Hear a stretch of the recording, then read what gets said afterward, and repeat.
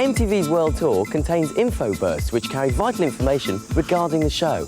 Not only that, there's a competition hidden there. The prize, a holiday for two. So when you see this icon, no, not this icon, that icon, press record on your video recorders. That way you can freeze World Tour info bursts which only last a split second, learn how to win prizes and influence people.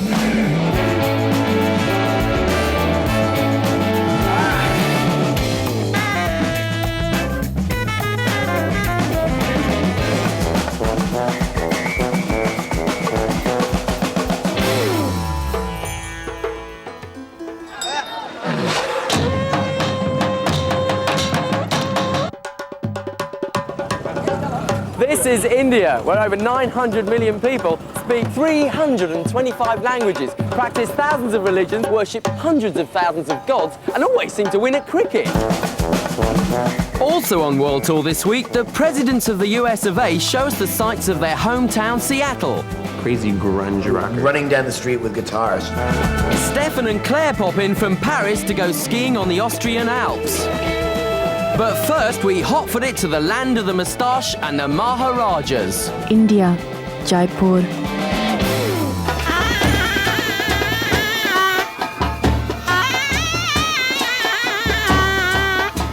This is the pink city of Jaipur, capital of Rajasthan.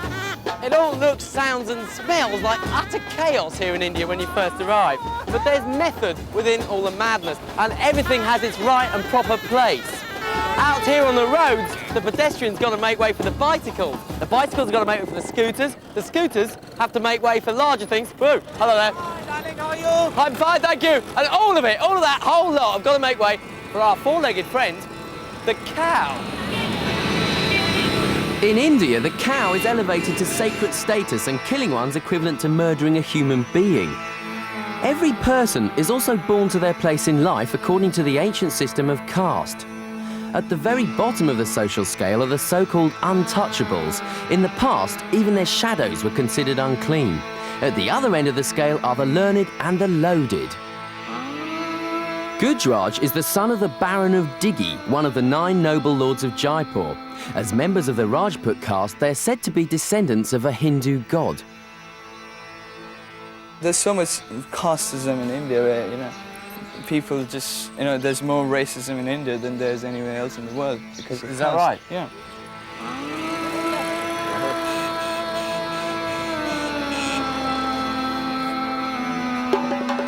Caste is traditionally defined by what you do, and whilst discrimination on the basis of caste is now illegal, its influence is felt everywhere. Raj Kumar, a barber in the old city, lives on the outskirts of Jaipur. He believes his low caste status means he'll never be in a position to set up his own business. Cheers. If I was a high caste, I would definitely be able to get a loan. My caste doesn't get loans easily.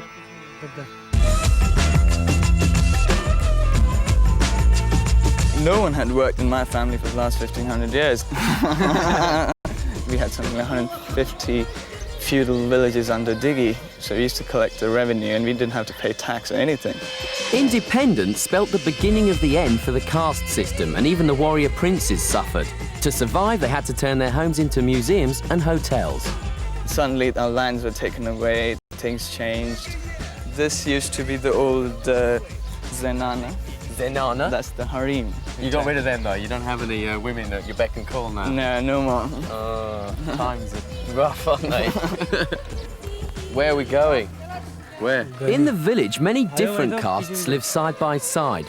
One of the barber's neighbours is a medical student and is benefiting from a government scheme to give untouchables a slice of the pie.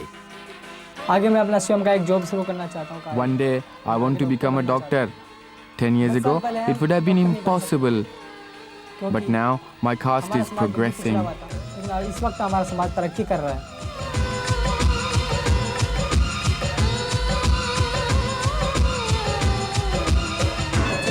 is Holi Festival, celebrating the end of winter. Celebrating the end of winter. And the coming of Vasant, or spring. It's supposed to be the only day in the year where caste counts for nothing. Thank you very much. Yes, absolutely. Celebrated all over northern India, Holi is one of the main festivals of the Hindu calendar. It quickly escalates into an orgy of moonshine and madness. If you don't intend to join in, you'd better stay indoors because tourists are always prime targets when it comes to paint throwing.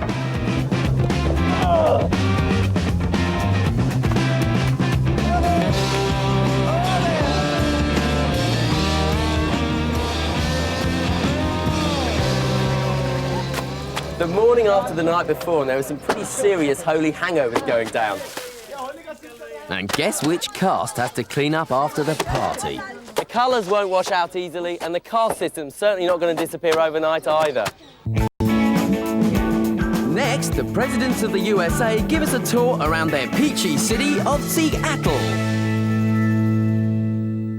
Chocolate pants, Jason's got himself some chocolate pants. What a beautiful place. Hi, my name is Dave Dieter. Hi, I'm Jason. This is Chris. I'm from the President's. The United States of America. That's us. This is our city guide. To Seattle, okay? So check it out.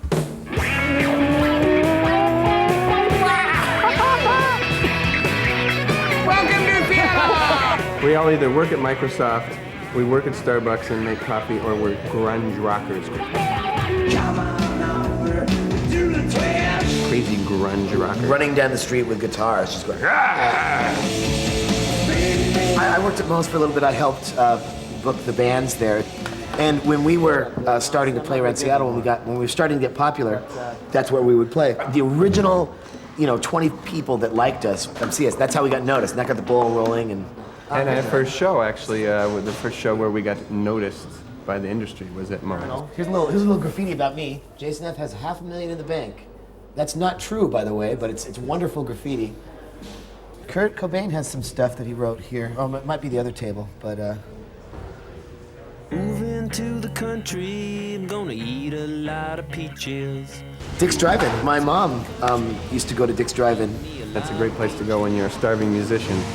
The food here is so salty that you gotta get hydrated before you eat. Moving to the country. Lots of zooming in and out. Whoa! Yeah! Disco psychedelia. It's got all your food groups. It has the greasy meat food group, the white bread food group, the sticky fake cheese food group, and of course the ketchup and mustard food group, which is a staple. Vegetables, staple of any American diet. That's your roughage right there, pal.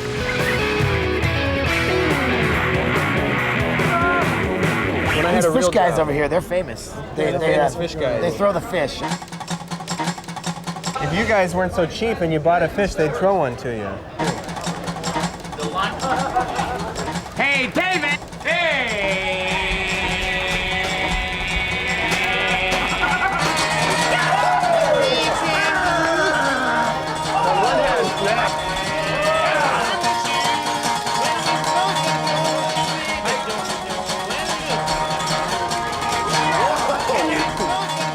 What are we gonna do that's better than that?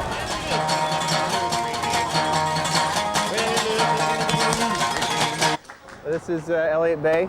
Hey, we filmed the second half of our lump video right out there in the middle of the harbor. Is the sun out of my head? I think so. Yeah. Go get some coffee. Yeah, let's shall go we? get some coffee. You guys look like you need some coffee. Is the slum out of my head? Coffee is very popular in Seattle because of the rain and the bad weather and all that.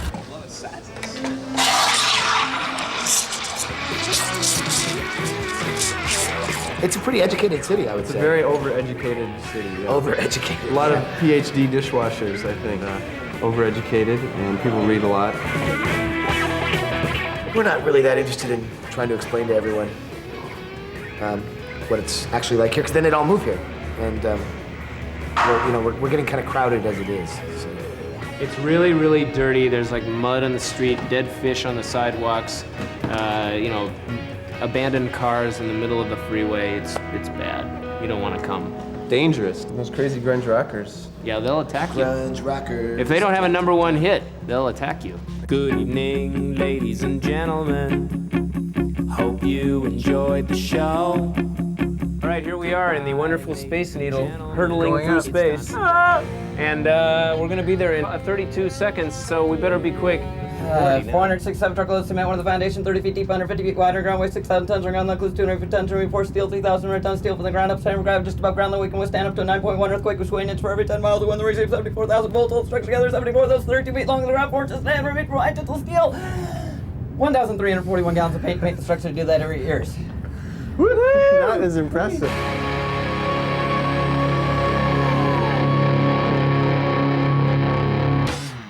More sensational world tour stuff after the break.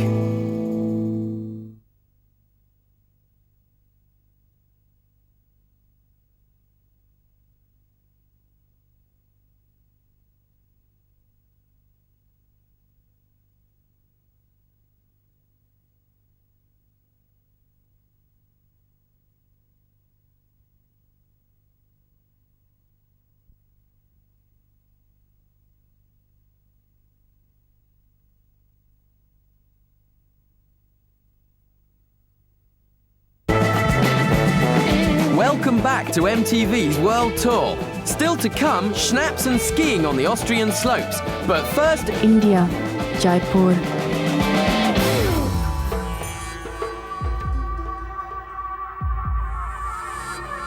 this is the Palace of the Winds. It was built by the Maharaja of Jaipur for the women of his court, who were forbidden from leaving the confines of the palace. Through the 953 windows and niches, they had a bird's eye view of the city fun below. They could look, but not touch. So, are the women of Jaipur still kept under lock and key today?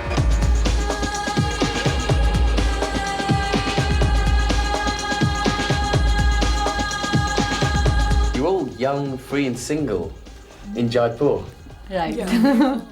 Not free exactly. What do you mean? You can't go out wearing anything you want to. You can't do everything because it's like you live in a society here and there people know you, so you can't do whatever you want to. You're restricted.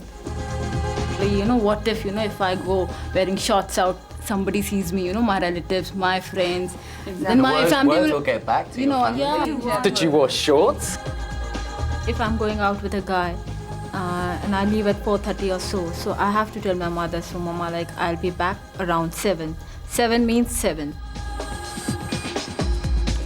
Indian men, Indian boys, they want their girlfriends to be very hip, but when it comes to choosing a wife, they'll go for a simple Indian lady. Ah, good cook. Not someone who's too fast for them. You fast? Yeah. Yeah, no. No. According to us, we aren't fast. Again, it depends on the place where you belong to. You're staying in Jaipur. The more of flesh you show, the more fast you are. Oh, that babe. Oh, she's a fast babe. How do you find the man of your dreams? Is it arranged generally? Like in India, arranged marriages are very popular, and when you people hear about it, you find it pretty strange. How can you get married like this? But you get to know the guy, and love comes later, and somehow you seem to accept it, and they work. Arranged marriages do work in India. 75% of marriages in India are arranged, and most of the arrangements are approved by astrologers who match the stars of prospective couples, and what they say goes. For millions of Indians, no major decision is taken without first consulting a mystic. The Rice Lady of Jaipur is famous for successfully identifying an air hostess and her killer accomplice in a New Zealand murder case. And at the top of the psychic pecking order is the prophetic parrot. High-flying Jaipurians flock to the feathered fortune teller to have their future foretold. Strange forces are unleashed in the Indian night. I plan to travel to Pushkar, Rajasthan's most holy city. But like any self-respecting spiritual traveller, I must first consult a guru. I wanted to know if it was an auspicious day for me to travel tomorrow. You will live up to 82 years age. Excellent. Your journey will be successful. Great. But there is one thing. Donkey. Understand? Donkey. Camel. That is very bad. Well, why? You will be unsuccessful if you go seeing them. Means that you will be sick. Really? Ah. But in India, there are camels everywhere. What can you do? No, camel is bad thing. Oh. Not lucky. You can go to Pushkar. Some hippies also come there. Long hair. Hippies! Hippies! They come there. Lots of hippies!